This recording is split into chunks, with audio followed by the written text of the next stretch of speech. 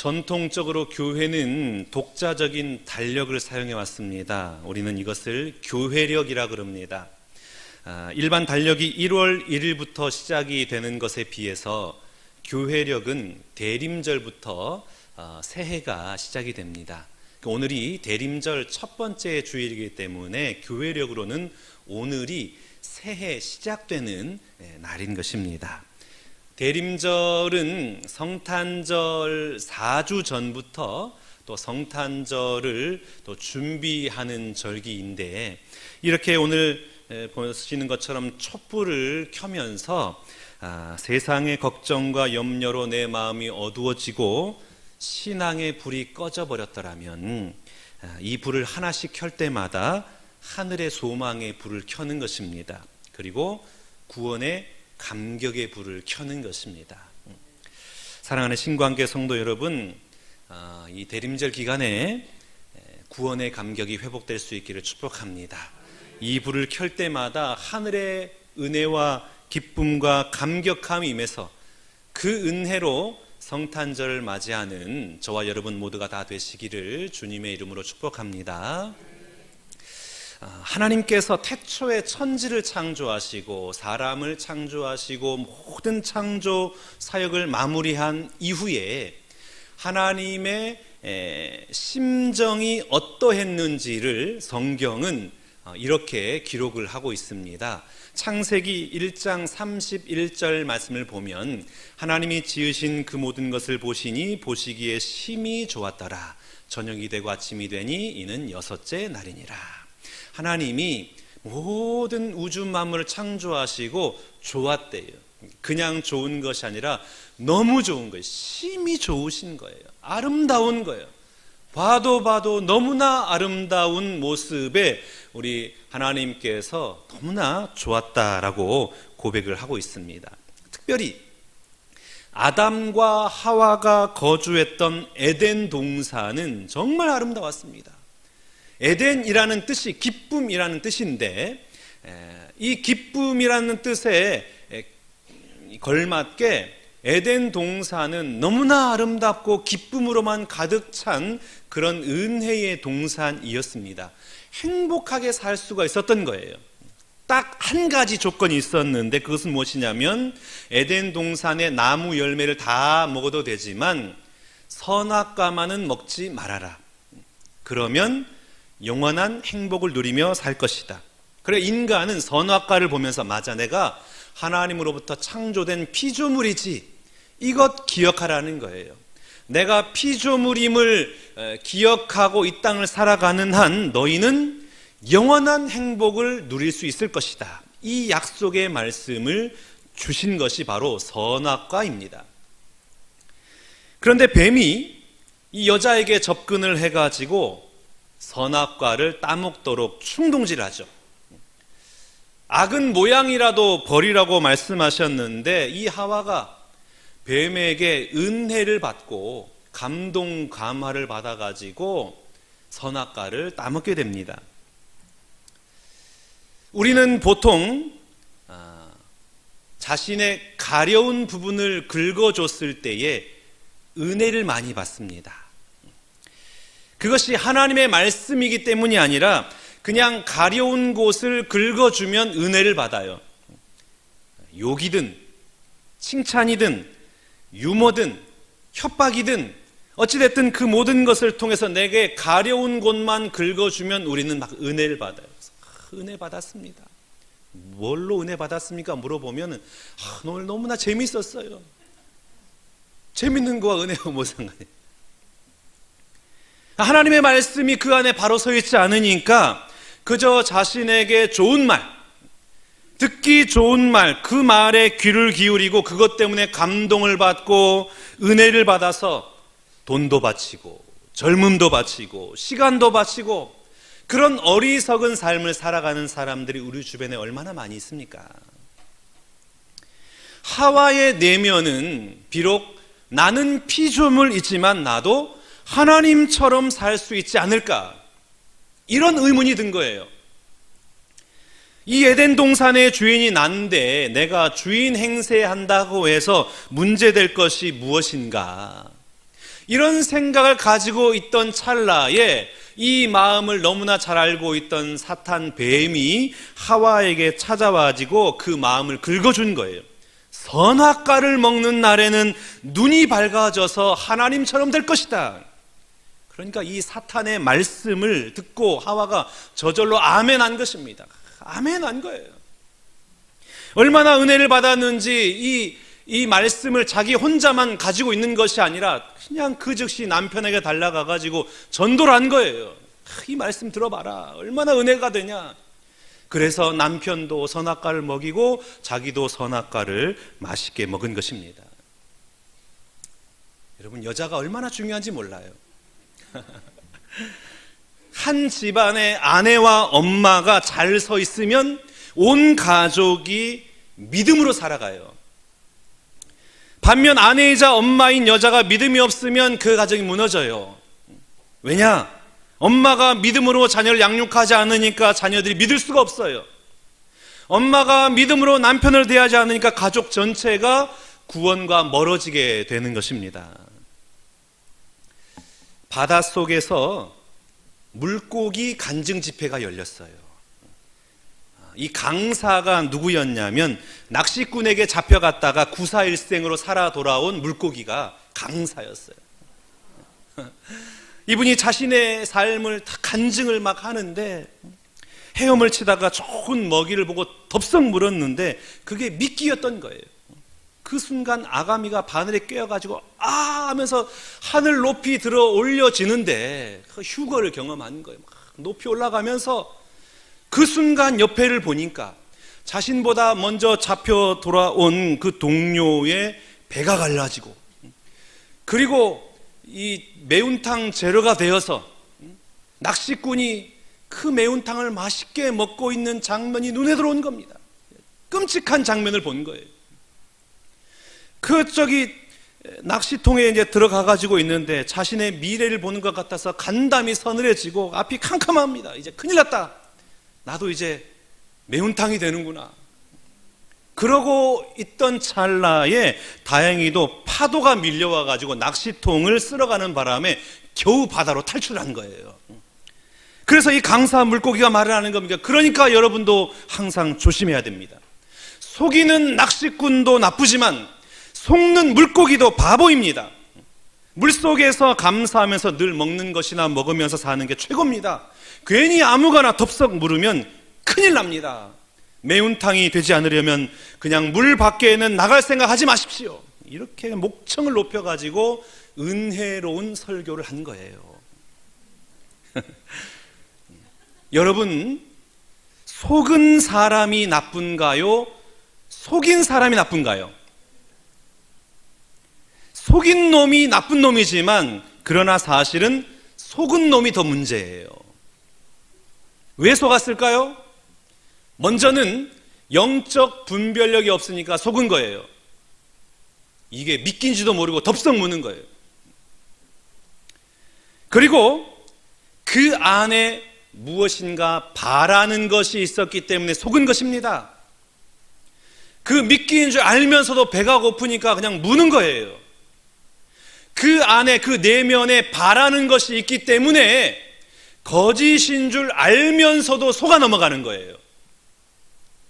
하와가 바라는 것이 무엇이었습니까? 하나님처럼 되려고 했던 교만이에요. 그래서 뱀이 선악과를 먹으면 너희가 하나님처럼 될 것이다.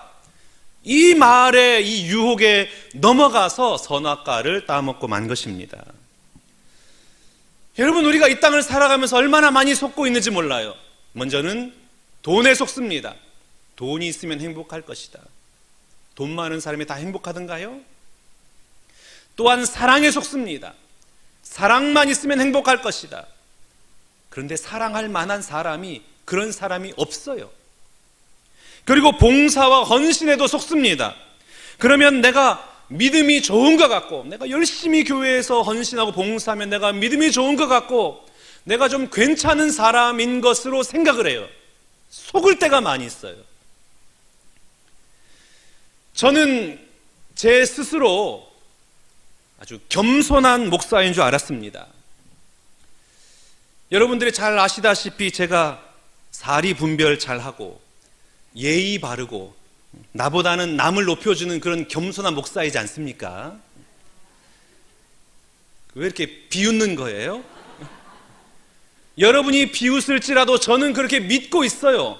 그렇게 생각합니다. 아, 나는 참 겸손한 목사구나. 나는 그래도 인격이 훌륭한 목사구나.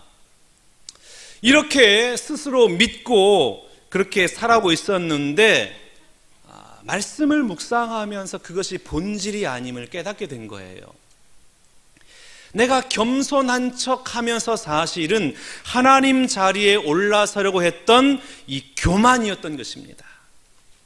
하나님처럼 추앙을 받고 하나님처럼 높임을 받고 하나님처럼 영광을 받으려고 선택한 방법이 겸손이었던 거예요.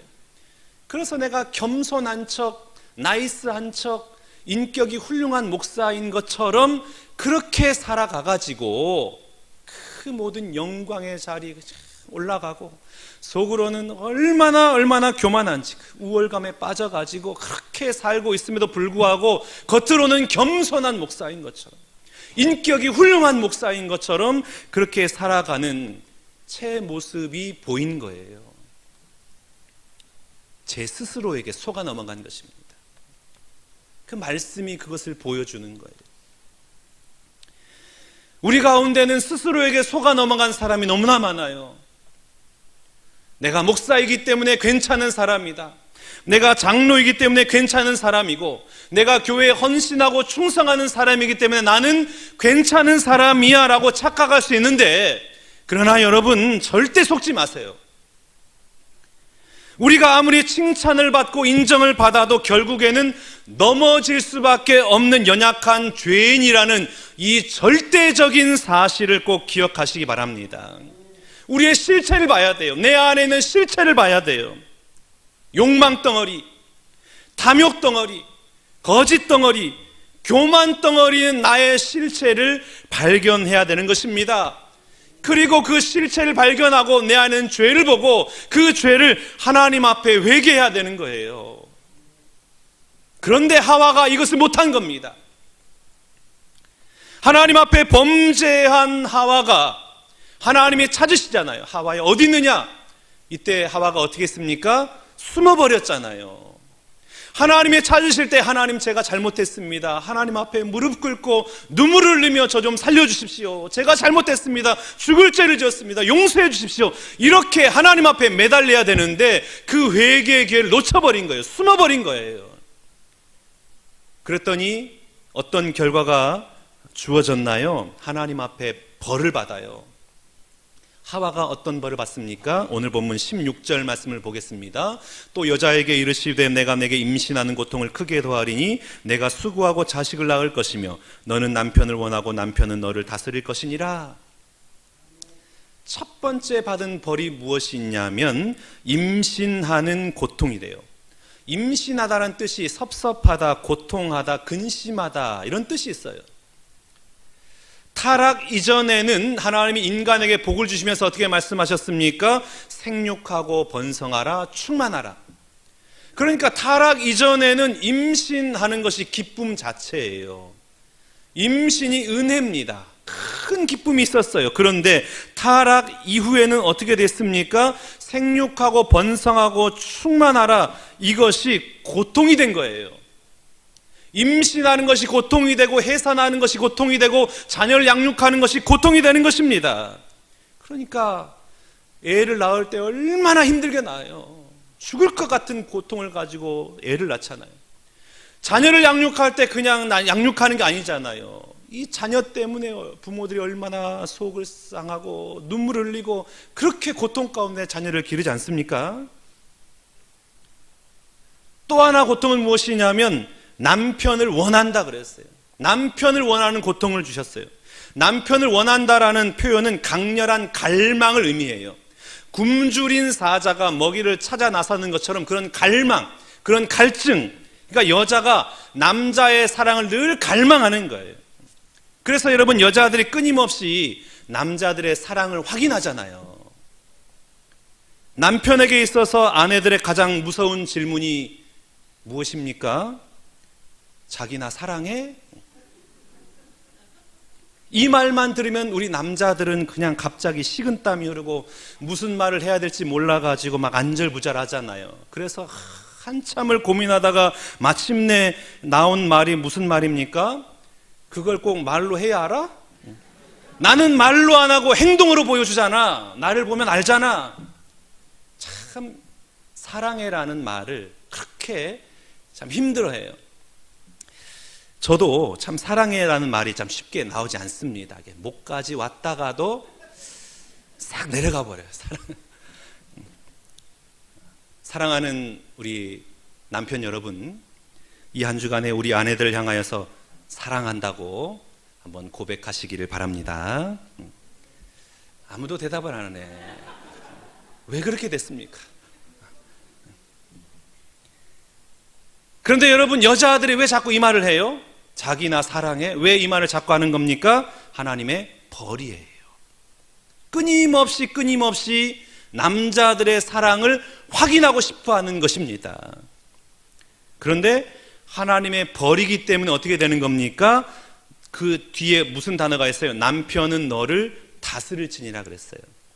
그러니까 사랑해라고 물었는데 사랑해라는 단어가 오는 것이 아니라 남편이 다스린대요. 다스려요. 남자들이 죄성을 가지고 있기 때문에 이 다스림은 인격적인 다스림이 아니라 폭력적이고 이기적인 다스림인 거예요. 이 다스린다라는 동사는 미완료형입니다. 그러니까 계속해서 남편이 폭력적이고 이기적인 모습으로 아내를 다스리는 것입니다. 그래서 여러분, 남편들이 그렇게 말을 안 듣는 거예요.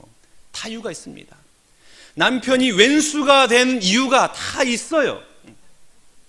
결혼 전에는 이는 내 뼈 중에 뼈요, 내 살 중에 살이다 이렇게 고백했지만 결혼 이후에는 이제 나를 투명인간 취급하잖아요. 그겁니다.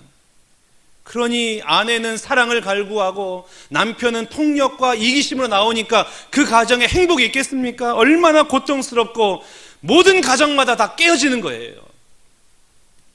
그런데 우리가 정말 기억해야 될 것이 있습니다. 이것은 저주가 아니라 벌이라는 거예요. 하나님께서 벌을 주신 이유는 무엇입니까? 내가 미워서가 아니에요. 나를 죽이려고 하는 것이 아니에요. 벌을 주신 이유는 벌을 통해서 나를 구원의 길로 인도하시기 위한 하나님의 사랑의 방법이에요. 그러니까 벌은 좋은 것입니다. 그럼 여러분, 하나님께서 벌을 내리실 때 우리는 어떻게 해야 됩니까? 벌 받기 싫어서 도망가고 회피하는 것이 아니라 벌을 잘 받는 것이 최선이에요. 그러므로 하나님의 말씀으로 자신의 인생을 해석한 아내는 폭력적인 남편을 향하여, 이기적인 남편을 향하여 어떻게 합니까? 아이고, 내 팔자야. 내 팔자가 사나워가지고 저런 인간을 만났네. 이렇게 한탄하는 것이 아니라, 하나님, 제가 하나님 앞에 벌을 받는 것이군요. 하나님 앞에 제가 벌을 달게 잘 받겠습니다. 제가 스스로 속여서 하나님의 말씀을 어기고 저의 욕망을 따라 살았으니 결국에는 이것이 저에게 벌로 돌아오는군요.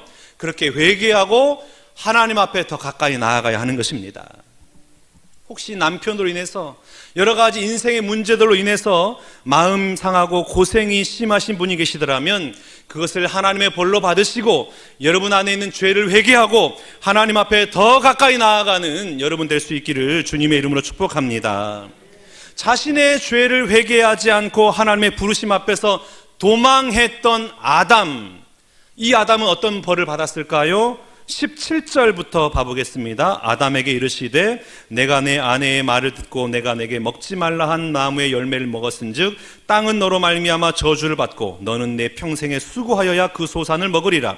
땅이 내게 가시덤불과 엉겅퀴를 낼 것이라. 내가 먹을 것은 밭의 채소인즉 내가 흙으로 돌아갈 때까지 얼굴에 땀을 흘려야 먹을 것을 먹으리니 내가 그것에서 취함을 입었음이라. 너는 흙이니 흙으로 돌아갈 것이니라 하시니라.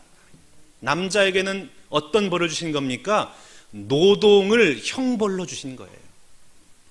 땅이 아담으로 인해서 저주를 받았습니다. 그래서 땅이 아담에게 뭘 준 거예요? 엉겅퀴를 주고 가시덤불을 준 거예요.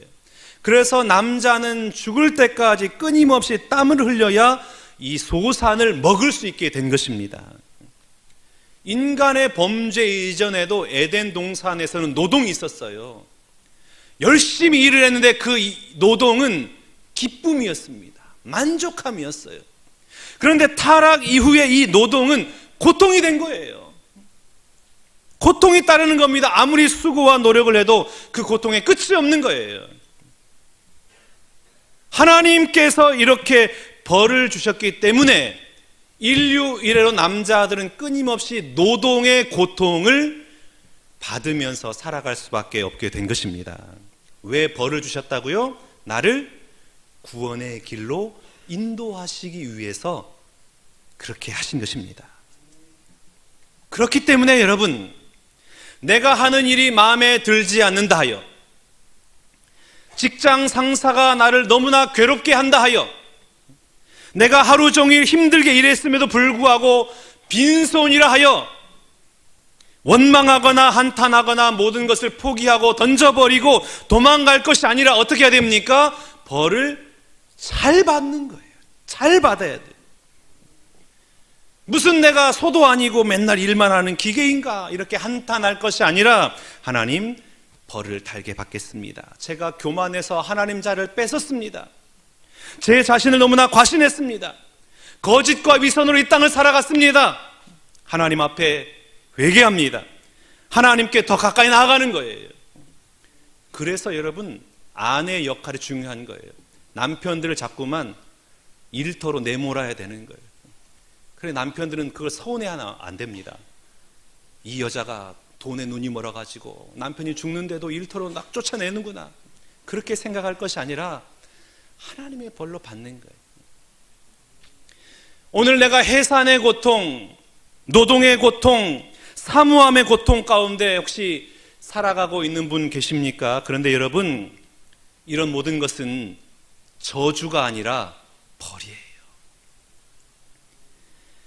이러한 모든 것들을 저주가 아니라 벌로 받으면 하나님께서는 그 벌을 생명으로 변화시키는 놀라운 은혜를 허락해 주시는 것입니다. 오늘 보면 21절 말씀 봐볼까요? 여호와 하나님이 아담과 그의 아내를 위하여 가죽옷을 지어 입히시니라. 가죽옷을 만들려면 어떻게 됩니까? 짐승을 잡아야 돼요. 짐승을 잡아서 피를 흘려야만 가죽이 있고 그 가죽으로 옷을 만들 수가 있습니다. 그래서 아담과 하와에게 가죽옷을 지어 입혔다라는 말씀은 하나님께서 이들을 위해서 동물을 잡아서 동물의 피를 흘렸다라는 말씀입니다. 그래서 아담과 하와의 수치를, 죄를 동물의 가죽으로 가려주신 거예요. 그런데 이 덮어 가리다, 가리운다라는 이 단어의 히브리어는 카파르예요. 이 카파라는 단어의 의미는 무엇이냐면 속죄하다라는 의미입니다. 그러니까 하나님께서 아담과 하와의 죄를 속죄시켜 주신 것입니다. 그 모든 죄의 수치를 가려주시고 속죄의 은혜, 구원의 은혜를 아담과 하와에게 허락해 주신 것입니다. 근데 이것은 일시적인 거예요. 그래서 이스라엘 백성들이 죄를 지을 때마다 어떻게 했습니까? 동물을 잡아서 피를 흘리고 자신을 대신해서 피를 흘려야만 그 죄의 용서, 속죄의 은혜를 경험하게 되지 않습니까? 그런데 우리에게 놀라운 기쁨의 소식이 임한 것이에요. 그것은 영원한 속죄 제물인 어린 양 예수 그리스도를 우리 가운데 보내주시겠다 하는 약속의 말씀입니다. 오늘 보면 15절 말씀 한번 봐볼까요? 내가 너로 여자와 원수가 되게 하고 내 후손도 여자의 후손과 원수가 되게 하리니 여자의 후손은 내 머리를 상하게 할 것이요 너는 그의 발꿈치를 상하게 할 것이니라. 원문에서는 여자의 후손이 단수로 되어 있어요. 한 명이라는 거예요. 이 여자의 후손이 누굽니까? 예수 그리스도예요. 누가복음 3장을 보면 예수님의 족보가 나와요.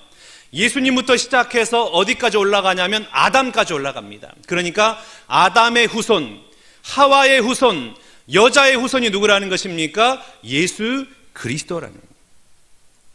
아담과 하와의 자손들은 태어나면서부터 모두가 죄를 가지고 살아갑니다. 그걸 우리가 원죄라 그래요. 죄를 가지고 태어났기 때문에 태어나서 죽을 때까지 고통을 받고 허무함에 빠지고 절망적인 삶을 살아갈 수밖에 없습니다. 하나님의 벌인 거예요.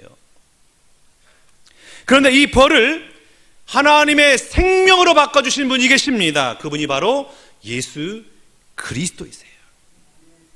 예수님께서 친히 속죄 제물이 되셔서 십자가에서 모든 물과 피를 다 쏟아주심으로 말미암아 우리의 죄가, 우리의 수치가 완전히 가려진 것입니다. 그래서 우리는 더 이상 형벌의 대상이 아니라 은혜의 대상이요 구원의 대상이 된 것입니다.